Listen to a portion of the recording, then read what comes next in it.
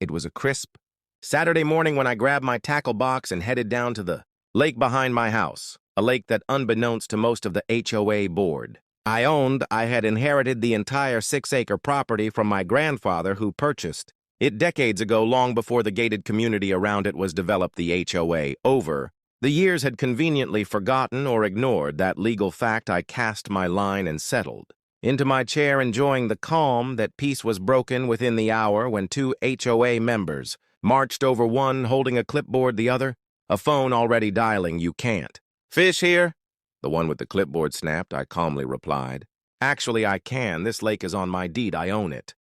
They rolled their eyes and laughed. "Sure you do," the other one said moments later. I heard her say into her phone, "Yes, we need officers sent to remove a trespasser."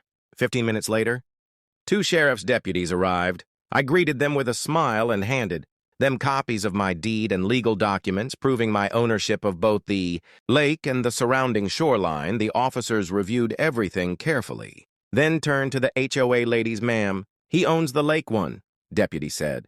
"Technically, you're trespassing." The HOA president turned beet red and stammered, but this is community land." I shook my head and pointed at the documents. "Not according to the county registrar. You've been letting residents fish here without permission."